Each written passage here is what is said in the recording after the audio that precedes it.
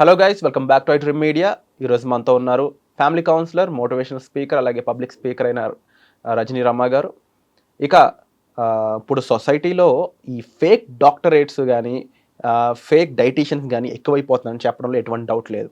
అయితే ముఖ్యంగా pregnant women కానీ, లేకపోతే కాస్త ఒబెసిటీ ఉన్న ఉమెన్ కానీ, హెల్త్ బాగాలేని పర్సన్స్ ఇలాంటి డైటీషియన్స్ దగ్గరికి వెళ్ళి ప్రమాదంలోకి గురవుతున్నారనే విషయాలు చాలామంది ఆడియన్స్ మనకి కామెంట్ సెక్షన్‌లో మెన్షన్ చేస్తున్నారనమాట.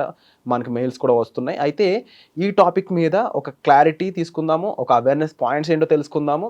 సో, ఈ ఎపిసోడ్ చివరి వరకు చూడండి. Hi ma'am. హాయ్. అసలు ఈ డైటీషియన్స్ అనేది ఈ కాన్సెప్ట్ వినడం కంటే ముందు నేనే చెప్తున్నా, చిన్నప్పుడు ఇవి ఎప్పుడు నేను వినల డైటీషియన్స్ గురించి. ఉన్నారో లేదో నేను తెలీదు. మిమ్మల్ని అడుగుతున్నాను. అసలు ఒకప్పుడు డైటీషియన్స్ అనేవాళ్ళు ఉండేవాళ్ళా? జనరల్ ఫిజిషియన్స్ కాకుండా. అండ్ అప్పట్లో డైట్ అనేది ఎలా ఫాలో అయ్యేవాళ్ళు? ముఖ్యంగా ఉమెన్ గాని సేమ్ పాయింట్ ఒక మా అమ్మని ఎలాగ అడుగుతానో మిమ్మల్ని అలాగే అడుగుతున్నాను ఓకే. నేను. No problem. అసలు ఒక ప్రెగ్నెంట్ ఉమెన్‌గా ఉన్నప్పుడు గాని, లేకపోతే ఇంపార్టెంట్ సిట్యుయేషన్స్‌లో రెగ్యులర్‌గా గాని, ఒక డైటీషియన్ అనే వాళ్ళ ఇంపార్టెన్స్ ఎంతవరకు ఉంది? ఏమేమి తెలుసుకోవాలి? మీరు చెప్పండి. అంటే ఒకప్పుడు డైటీషియన్స్ ఏమీ లేరు. స్పెషల్ కండిషన్స్‌లో ఉండేవారు. హ్మ్. ఎట్లా అంటే ఒక పెద్ద పెద్ద సర్జరీలు జరుగుతాయి. హ్మ్. పెద్ద పెద్ద సర్జరీలు జరిగినప్పుడు వాళ్ళ మూవ్‌మెంట్స్ అనేవి తగ్గిపోతాయి. హ్మ్. వాళ్ళు లైట్ ఫుడ్ ఎలా తీసుకోవాలి? ఎంత తీసుకోవాలి? ఎప్పుడు తీసుకోవాలి? ఎన్ని సార్లు తీసుకోవాలి? హ్మ్. అనేది ఉండేది. అది అందుకని హాస్పిటల్స్‌లో అపాయింట్ చేసుకొని ఒకటి అరా ఉండేవారు. చాలా హ్మ్. తక్కువ. లేదు అంటే కన్సర్న్ డాక్టర్ గారే చెప్పేవారు. హ్మ్. అమ్మ మీరు ఇలా తినాలి, ఇంత తినాలి, ఇవే తినాలి, ఈ టైమింగ్స్‌లో తినాలి. తిన్న తర్వాత మీరు వాక్ చేయాలి. అలా చెప్తూ ఉండేవారు. కూర్చోవాలి కాసేపు. ఇలా జాగ్రత్తలు చెప్పి డైట్ చెప్పేవారు. అంతవరకే. హ్మ్. నాకు తెలిసి ఒక 25 ఇయర్స్ క్రితం గూడా హార్ట్ సర్జరీలయినప్పుడు గూడా అప్పుడప్పుడే నాకు తెలిసి డైటీషియన్స్ ఉంటున్నారు హాస్పిటల్స్‌లో అనేది. వాళ్ళు డైట్ చార్ట్ ఇచ్చేవారు. అంతకుముందు గూడా నాకు తెలిసి ఎప్పుడు నేను ఎక్స్‌పీరియన్స్ చేయలేదు. ఎప్పుడైనా ప్రెగ్నెంట్ లేడీస్ అన్నారు. ప్రెగ్నెంట్ లేడీస్‌కి ఇంట్లో అమ్మలు, అమ్మమ్మలే జాగ్రత్తలు చెప్పేవారు. హ్మ్. ఇంకొకటేంటంటే ఇప్పుడెందుకు ఇంతమంది పుట్టుకొచ్చారు అనంటే 2 కారణాలు. ఒకటేమో ఎంప్లాయ్‌మెంట్ కావాలి. హ్మ్. చదువులనేవి ఒకటే చదువు గొర్రెల మందలాగా అందరూ చదివేస్తే అందరికి అవే ఉద్యోగాలు వచ్చేసేయవు. మరి అందరూ అదే చదివితే మరి మిగతా డాక్టర్లు కావాలి, యాక్టర్లు కావాలి, లాయర్లు కావాలి, సీఏలు కావాలి. అబ్బో! బోలెడు డిపార్ట్‌మెంట్లు నడవాలి కాబట్టి ఎంప్లాయ్‌మెంట్ కావాలి. రకరకాల చదువులు చదువుతున్నారు. ఇది కూడా one of the subjects. Okay. ఈ న్యూట్రిషనిస్ట్ అనేది కొత్తగా వచ్చింది ఆ తర్వాత రోజుల్లో. స్పెషలైజ్డ్. ఒక 25, 30 ఏళ్ల నుంచి 30 కూడా కాదు. ఒక 25 సంవత్సరాలు. అక్కడి హ్మ్. నుంచి కొత్తగా కనిపెట్టిందనమాట ఇది. హ్మ్. ఇలాగ మనుషులు ఈ మెకానికల్‌గా తయారవుతున్నారు గదా! ఈ మధ్య కాలంలో. ఒక 25 సంవత్సరాల నుంచి ఏ పని పాటలు లేకుండా సౌకర్యాలు పెరిగిపోయి, డబ్బులు ఎక్కువైపోయి, లగ్జరీలు ఎక్కువైపోయి, ఉన్న చోట నుంచి కదలకుండా రోగాలు మాత్రం బోలెడొచ్చేస్తున్నాయి. వచ్చేసినప్పుడు వీళ్ళకి డాక్టర్ సజెషన్ ఇస్తే కుదరదు అని చెప్పి ఈ కోర్సులు చదువుకొని వీళ్ళు కూడా ఒక డాక్టర్స్‌లాగా హాస్పిటల్స్‌లో అపాయింట్ అయ్యేవారు అప్పట్లో. ఓకే. ఇప్పుడేంటి ఎక్కడ పడితే అక్కడ క్లినిక్స్ వచ్చేస్తున్నాయి. హ్మ్. ఒక డైటీషియన్ అని, అదని, ఇదని ఎవ్రీ హాస్పిటల్స్‌లో అయితే ఎవ్రీ వింగ్‌కి ఉంటున్నారు. సో, ఇప్పుడు విడిగా కూడా క్లినిక్స్ వస్తున్నాయి. వీళ్ళేంటి ఇప్పుడు ఫిగర్ ఎక్కువైపోయింది. తర్వాత ఈ రోజుల్లో సినీ ఫీల్డ్‌ని కూడా తీసుకుంటే వాళ్ళకి ఖచ్చితంగా కావాలి.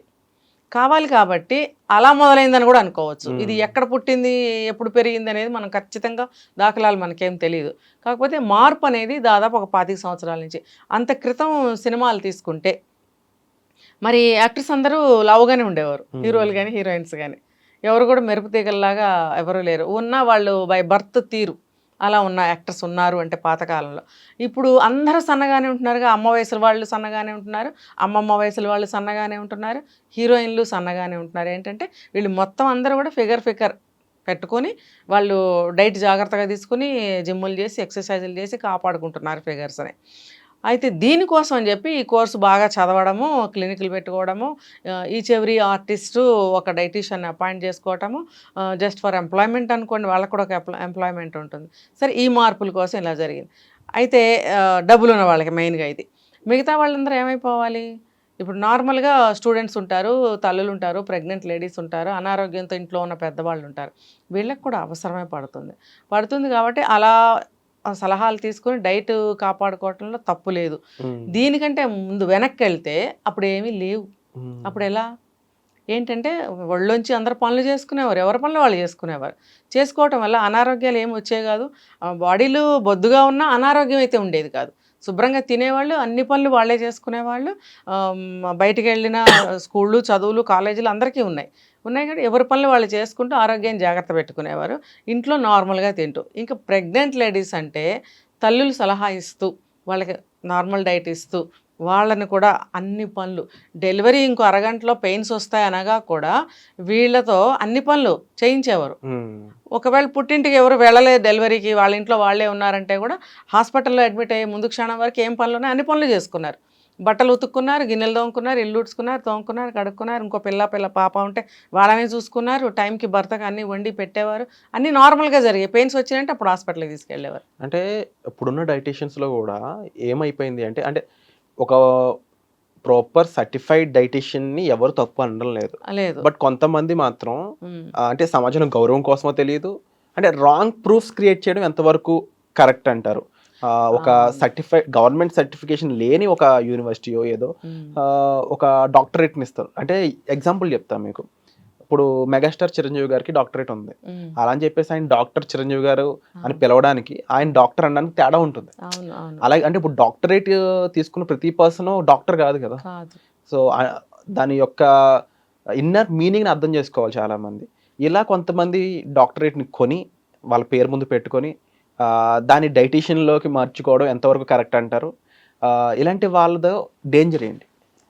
ఇప్పుడు నాకు మెడికల్ అన్నీ తెలుసండి, వైద్యం గురించి. ఇప్పుడు నేను వెళ్ళి డాక్టర్ నేను బోర్డు పెట్టుకుంటే అది నడుస్తుందా? అఫ్కోర్స్ నేను చెప్పగలగచ్చు, దీనికి ఇది వేసుకోండి, నేను ఇంజెక్షన్ కూడా చేయొచ్చు, నేను ఇంజెక్షన్ చేసేస్తాను, మీకు అన్ని మందులు ఇచ్చేస్తాను అని క్లినిక్ ఓపెన్ చేసుకుంటే అది చెల్లదు. ఎందుకంటే అది చట్టరీత్యా నేరం. ఏదన్నా అగ్రివేట్ చేస్తే పేషెంట్కి మనకి శిక్షలు ఏ రేంజ్లో ఉంటాయి? ఒక ప్రాణహానే జరిగింది, అప్పుడు ఒక ప్రాణాన్ని మనం తిరిగి ఇవ్వగలం, అది హత్య కింద సమానమే కదా. అప్పుడు శిక్షలు ఏ రకంగా ఉంటాయి, ఏ రేంజ్లో ఉంటాయి? కాబట్టి ఏదైనా సరే మన జెన్యూన్గా ఒక సర్టిఫికేట్ ఉన్నప్పుడే మనం ఆ పని చేయాలి, లేకపోతే చేయకూడదు. ఇప్పుడు ముఖ్యంగా ప్రాణాలతో చెలగాటం. ఇప్పుడు డైట్ కూడా మొన్న ఎక్కడో విన్నాను, అదేదో తినడం వలన అబ్బాయికి తెలియకుండానే నిద్ర లేచేటప్పుడు చనిపోయి ఉన్నాడు. ఏం తిన్నాడు? ఏంటి ఐస్ క్రీమ్ ఏదో అది ఏదో ఫుడ్ పాయిజన్ అయ్యింది ఏదో. ఏ ఏ ఫుడ్లో ఏముందో ఇప్పుడు మనకు తెలియకుండానే డైటీషియన్ ఈ ఫుడ్ తినండి అనేది అది మనకు పడకపోవచ్చు. అలాగే కొంతమందికి కొన్ని కూరగాయలు పడవు, కొంతమందికి వేరే వేరే హెల్త్ ఇష్యూస్ ఉంటాయి. ఉన్నప్పుడు వాళ్ళు ఇచ్చే డైట్లో అవి పడకపోవచ్చు. అది సైనస్ అవ్వచ్చు, దగ్గుకు సంబంధించింది అవ్వచ్చు, లేకపోతే స్కిన్ ఎలర్జీలు కావచ్చు, లేకపోతే లోపల ఆల్రెడీ వాళ్ళకి ఏదైనా కొంచెం సిక్నెస్ ఏదైనా ఉంది, ఒక జబ్బు ఏదైనా ఉందనుకోండి, ఈ డైట్ ఫాలో అయ్యారనుకోండి, అది ఇంకా బయట పడలేదు, అదే టైంలో వీళ్ళు డైట్ స్టార్ట్ చేద్దాం అనుకుని వెళ్ళి ఉండొచ్చు, అది తీసుకుంటారు, దీనికి అది పడలేదనుకోండి, ఏదైనా అయితే. అందుకని నిజమైన డాక్టర్ అయితే దానికి సంబంధించిన ఖచ్చితమైన టెస్టులు ఉంటాయి, అడుగుతారు. ఇప్పుడు మనం కూడా ఏదైనా హాస్పిటల్కి వెళ్తే మీకు ఈ ఇంజెక్షన్ సరిపడుతుందా, మీకు ఈ ట్యాబ్లెట్ సరిపడుతుందా అని మనల్ని అడుగుతారు కొన్ని హాస్పిటల్స్లో. అది కంపల్సరీ. అది తెలియకుండా ఏదంటే అది ఇచ్చేస్తే మనం ఏమైపోతాం? అంటే ఒక ఫుడ్ ఇలా తీసుకుంటే ఇలా జరుగుతుందని తెలిసే అవేర్నెస్ వేరు, ఒక పర్సన్కి ఈ ఫుడ్ ఇవ్వడం కరెక్టా కాదు తెలుసుకునే ఆ నాలెడ్జ్ వేరు అని నాలెడ్జ్ వేరు ఖచ్చితంగా. ఇంకొకటి ఏంటంటే ఈవిడకి ఈ కంప్లైంట్ ఉంది కాబట్టి మనం ఇది ప్రిస్క్రైబ్ చేయకూడదు, దానికి ఆల్టర్నేట్ ఏదైనా చూస్తారు వాళ్ళు. అదనమాట డాక్టరేట్కి ఉన్నటువంటి. ఎందుకంటే రీసెంట్గా ఒక ఇలాగే ఒక స్పెసిఫిక్ డాక్టర్ అని చెప్పుకుంటున్న ఒక లేడీకి వాళ్ళ దగ్గర జాయిన్ అయిన ఒక క్లయింట్ చాలా అస్వస్థతకు గురవ్వడం ఆవిడిచ్చిన ఫుడ్ ద్వారా, కంప్లైంట్ రైజ్ చేయడం ద్వారా ఒక సెన్సేషనల్ న్యూస్ క్రియేట్ అయింది అనమాట. ఇలా ఒక్కరు కాదు, వీళ్ళ నెంబర్ ఒక 10ల సంఖ్యలో ఉంది అని చెప్పొచ్చు. అంటే ఇలాగ ఫేక్ డాక్టరేట్స్ని మనం రీచ్ అవుట్ అవ్వడం, దానివల్ల మనం ఇబ్బంది పడడం కాకుండా అసలు మనం జడ్జ్ చేయగలమా వీళ్ళు కరెక్ట్ డైటీషియనే కాదని మనం ఎలా జడ్జ్ చేయగలం అంటారు? మనం ఎలా తెలుసుకోవచ్చు అట్లీస్ట్? అంటే ఇప్పుడు మనము అంటే వెళ్ళిన క్లయింట్ ఎవరైతే ఉన్నారో వాళ్ళకి ఏదైనా డౌట్స్ రావచ్చు, వచ్చినప్పుడు అవి అడిగినప్పుడు అటు నుంచి సరి అయిన రెస్పాన్స్ రానప్పుడు వీళ్ళు ఐడెంటిఫై చేయొచ్చు. తర్వాత వాళ్ళు గుడ్డిగా ఏదో ఇచ్చేస్తారు, మనం తినేస్తున్నాము, ఇది ఎందుకండి, ఇప్పుడు మనకు గ్రాసరీస్ ఉన్నాయి, ఇన్ని తెప్పించేశారు, మనకు అవి యూజ్ లేదు, ఏదో 1-2 వాడమంటున్నారు, ఇది ఎందుకండి అని అడగగలగాలి. వాళ్ళు ఏంటంటే ఒక సమాధానం చెప్పగలగాలి. చెప్పలేనప్పుడు అసలు అంత ప్రయత్నం అంత ధైర్యం ఎవరు చేయలేదు, చేయరండి గొర్రెలు. మీరు ఆ ప్రశ్న అడిగితే నేను కొంచెం తడబట్టడానికి కారణం అదే. ఎవరు ధైర్యం చేసి ఎవరిని అడగగలుగుతున్నారు? ఇంట్లో సిబ్లింగ్స్ కానీ ఇంట్లో ఫ్యామిలీ మెంబర్స్ ఉంటే గై గేమని మీద పడి గొడవాడతాం మన వచ్చు అమ్మ కానీ మీద గొడవకి వెళ్తాం, అన్న మీద గొడవకి వెళ్తాం. మనం కట్టలు కట్టలు డబ్బులు అక్కడ ఇస్తున్నాము, ఉమ్. నోరు మీద అడగలేమే. ఉమ్. ఎందుకంత భయం? అది మన రైట్, ముందు మనలో తప్పు ఉంది. మనలోనే తప్పు ఉంది. అంటే మనకున్న ఈ తెలివి తక్కువతనం వల్ల లేకపోతే అవేర్నెస్ లేకపోవడం వల్ల ఇన్ని రకాల ఫిట్నెస్ సెంటర్లు పుట్టుకొచ్చినా కూడా ఖచ్చితంగా మనం అందులో ఏది రైట్ ఏది రాంగ్ అని తెలియకపోవడం కానీ దానివల్ల తర్వాత ఇబ్బందికి గురవడం కానీ జరుగుతుంది అనొచ్చు. అవును. ఎవరన్నా ఒకళ్ళు వెళ్తారు, నలుగురు వెళ్తారు, బాగుంది బాగుంది అంటారు, ఇంక మనందరం వెళ్తాం. కానీ కొంతమంది వెళ్ళి కూడా తెలుసుకుని వస్తారులేండి బయటికి. అంత గుడ్డిగా అందరూ ఏమీ లేరు, కాకపోతే అడగలేరు, అడగగలగాలి. అంటే వాళ్ళ లాంగ్వేజ్ లో, అంటే డైటీషియన్ లాంగ్వేజ్ లో చెప్పాలన్నా కూడా ఇప్పుడు కార్బ్స్ తింటే ఇలా జరుగుతుంది, ప్రోటీన్ తింటే ఇలా జరుగుతుంది అని బేసిక్ నాలెడ్జ్ అనేది మనకు కూడా ఉండడం అనేది ఇంపార్టెంట్ అని ఉండాలి కదా. ఇప్పుడు కొంతమందికి అస్సలు ఉండదండి. ఇప్పుడు ఇంత బ్రహ్మాండంగా చదువుకుంటారు, పెద్ద పెద్ద ర్యాంక్స్లో జాబ్ చేస్తుంటారు, కానీ మీరు అడిగిన ఇది నాలెడ్జ్ వాళ్ళకు ఉండదు. ఇప్పుడు మినిమం కదా అది. ఇప్పుడు ఈ రోజుకి కూడా ఇంత అన్నం పెట్టుకుని తినేసేవాళ్ళు ఉన్నారు. ఇప్పుడు ఇంత లావ్ అయిపోతూ ఉంటారు, బ్రహ్మాండం మంచి జాబ్ చేస్తూ ఉంటారు, మంచి డబ్బులు స్టేటస్ అన్నీ బాగుంటాయి, కానీ ఈ అలవాట్లు వాళ్ళు మానుకోలేరు. రెండోది ఏంటంటే దాని గురించి లాభ నష్టాలు తెలియకపోవడం. అది షుగర్ కంప్లైంట్స్ ఉన్న వాళ్ళు కూడా శుభ్రంగా బాగా తినేసే వాళ్ళు కూడా ఉన్నారు. ఏంటంటే మేము రెండే కారణాలు, ఒకటి తెలియకపోవడం, ఒకటేమో ఉండలేం. సో దీనికి ఓవరాల్గా కన్క్లూజన్ కానీ సొల్యూషన్ కానీ ఏమనొచ్చు, మనం మన సైడ్ నుంచి ముందు మనకి ఆ నాలెడ్జ్ కానీ లేకపోతే ఆ క్వశ్చనింగ్ కానీ మనం జాగ్రత్తగా చూసుకొని మేనేజ్ చేసుకుని ముందుకు వెళ్ళడం అనేది ఇంపార్టెంట్ అనొచ్చు. ఇప్పుడు ఏ డాక్టర్ని అయితే మనం కన్సల్ట్ చేస్తామో, షుగర్ ఉందండి మనకి, లేకపోతే ఏదైనా హార్ట్ కంప్లైంట్ ఉంది, లేకపోతే లోపల ఇంటర్నల్ ఏదైనా ఎనీ కంప్లైంట్ ఉన్నప్పుడు మనం కన్సల్ట్ డాక్టర్ దగ్గరికి వెళ్తాం. వెళ్ళినప్పుడు ఆయన చెప్తారు మనకి, చెప్పినప్పుడు మీకేమైనా డౌట్స్ ఉంటే మళ్ళీ ఇంకో 4 కాదు 10 కాదు మీరు కన్సల్టేషన్ చెల్లిస్తున్నారు కాబట్టి ఆయన్ని అడగండి, మీకు టైం ఉంటుంది అక్కడ. 2 నిమిషాల్లో బయటికి తోసేసేలాగా వాళ్ళు ప్రయత్నిస్తారు కదా.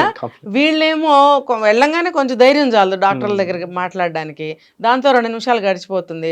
ఇంకో 2 నిమిషాలు ఏదో కంప్లైంట్ చెప్పేస్తారు, రాసేస్తారు. డాక్టర్లు కూడా తల ఉంచుకొని కూర్చోవడం, వీళ్ళు భయపడి బయటకు వచ్చాడు.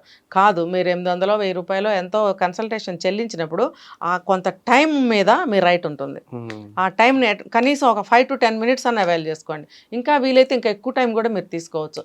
మీ బాధని మీరు చెప్పుకోవాలి, మీ కంప్లైంట్ని మీరు చెప్పుకోవాలి, దానికి రెమెడీస్ తీసుకోవాలి, ఇంకేమైనా డౌట్లు ఉంటే తీర్చుకోవడానికి కొంత సమయం పడుతుంది. అలా గంటలు తీసుకోవద్దు. ఒక 5 to 10 minutes కనుక మీరు తీసుకున్నట్టయితే అన్నీ ఆయన మీకు రెక్టిఫై చేస్తారు. మీరు ఏం తినచ్చు, ఎంత తినచ్చు, ఎలా తినచ్చు, ఎన్నిసార్లు తినచ్చు, మీరు అన్నీ అడగచ్చు. ఆయన్ని మించిన డైటీషియన్ ఇంకెవరు ఉంటారండి? ఏదో ఎంప్లాయ్మెంట్ కోసం డైటీషియన్స్ని అపాయింట్ చేసుకుంటున్నారు, కానీ డాక్టర్స్కి అన్నీ తెలుసు. వాళ్ళు చెప్తే చాలు, ఇంకా అదే మనం మెయింటైన్ చేసుకోవచ్చు ఇంటికి వచ్చి. వీళ్ళన్నీ అనవసరం. ముఖ్యంగా ఇదొక టైప్ అయిపోతే దీన్ని ప్రమోట్ చేసి ఇన్ఫ్లుయెన్సర్స్ అనేవాళ్ళు ఇంకొక ఎత్తు అన్నమాట. అయితే ఇన్ఫ్లుయెన్సర్స్ కూడా జాగ్రత్త తీసుకోవాలంటారా? రాంగ్ డైటీషియన్స్ని కానీ ఫేక్ డాక్టర్స్ని కానీ ప్రమోట్ చేసే ముందు అసలు ఇది ఒరిజినలా కాదా, వీళ్ళు ఎంతవరకు ప్రాపర్ సర్వీస్ ఇచ్చున్నారు, సక్సెస్ రేట్ ఎంత, ఇవన్నీ ఇన్ఫ్లుయెన్సర్స్ కూడా తెలుసుకోవాల్సిన అవసరం ఉందా? 100% తెలుసుకోవాలి. ఒక చోట ఒకళ్ళు ఇచ్చిన స్టేట్మెంట్ చెప్తాను. మాకేం సంబంధం, మమ్మల్ని అడ్వర్టైజ్ చేయమన్నారు, చేసాం వచ్చాం. పాటించే వాళ్ళది తప్పు, పాటించమన్న వాళ్ళది తప్పు. నేను జస్ట్ ఊరికే ప్రమోట్ చేశాను అంతే. కానీ అక్కడే ఉంది క్లిక్ అంతా అనేది వాళ్ళు ఎప్పుడు తెలుసుకుంటారు? ఇప్పుడు చేయమన్న వాళ్ళు వీళ్ళు, చేస్తున్న వాళ్ళు వీరు, వాళ్ళు చూసుకుంటారు. మరి మధ్యలో నువ్వెందుకు ప్రమోట్ చేసావంటే రండి అనే కదా అర్థము. ఇంకా రండి, నేను కూడా తిన్నాను, నేను కూడా తాగాను, నా స్కిన్ చూడండి, నా హెయిర్ చూడండి, నా గోల్డ్ చూడండి అంటారు కదా. మరి అవన్నీ పెట్టుడువే ఉంటాయి వాళ్ళకి, ఆర్టిస్టులు వాళ్ళకి ఉన్నప్పుడు. ఈ మన గొర్రెలకు కూడా తెలియాలి, ఇవన్నీ కూడా వాళ్ళకి పెట్టుడువే ఉంటాయి, మేకప్లే ఉంటాయి వీళ్ళకి. ఇప్పుడు అందరికీ అన్ని నాలెడ్జెస్ ఉన్నప్పుడు ఇది ఎందుకు ఉండదు? అవును, ఈ జనానికి కూడా తెలివి ఉండాలి. వీళ్ళు అంత పెద్ద వాళ్ళని సెలబ్రిటీస్ని తీసుకొచ్చి ప్రమోట్ చేయిస్తున్నప్పుడు వాళ్ళు జెన్యూనిటీ తెలుసుకుని నిజమైతేనే వాళ్ళు కూడా చేయాలి ప్రమోషన్. లేకపోతే తప్పులో వాళ్ళకు కూడా భాగం ఉంది, ఖచ్చితంగా ఉంటుంది. నాకేం సంబంధం లేదంటే కుదరదు. కాబట్టి ఆ జెన్యూనిటీ ఉంటేనే మీరు వచ్చి ప్రమోట్ చేయండి. అప్పుడు జనం కూడా మీ మీద అభిమానంతోనో, మీరు చెప్పిన మాటల మీద నమ్మకంతోనో పాపం వాళ్ళు వెళ్తారు అందులోకి. వాళ్ళకి ఏదైనా నష్టం జరిగితే ఈ ప్రమోట్ చేసిన వాళ్ళు వచ్చి తీరుస్తారా? లేదు. కాబట్టి ప్రమోట్ చేయడానికి వచ్చిన వాళ్ళు కూడా ఇందులో నిజానిజాలు తెలుసుకుని అడ్వర్టైజ్ చేయమని చెప్తున్నాను. Wonderful ma'am. And thank you so much ప్రతి పాయింట్కి మీరు ఒక రైట్ కన్క్లూజన్ మాకు ప్రొవైడ్ చేసినందుకు. అండ్ మ్యామ్ చెప్పిన విషయాలపై మీరు ఏమనుకుంటున్నారు అనేది కామెంట్ సెక్షన్లో మెన్షన్ చేయండి. వచ్చే ఎపిసోడ్లో మళ్ళీ కలుద్దాం. Thank you so much ma'am. నిజంగా ప్రస్తుతం ఉన్నటువంటి సమాజం దేనికి ప్రయారిటీ ఇస్తుంది? ఆర్థిక సంబంధాల చుట్టూ మాత్రమే తిరుగుతోంది. మళ్ళీ ఎన్నికలంగానే చాలా విరక్తి కలుగుతాం. మంచి అనిపిస్తుంది కదా, లేడీస్ కూడా ఛాలెంజింగ్ జాబ్స్ చేసినప్పుడు చాలా బాగుంటది. ట్రాఫిక్ అసిస్టెంట్స్ గా నియమించిన ట్రాన్స్జెండర్స్ అందరితో సాల్యూట్ చేయించుకుంటున్నారు. ఫుడ్ డెలివరీ ఇవ్వటానికి వెళ్ళినటువంటి డెలివరీ బాయ్ అనిల్ పై కళ్ళ ముందు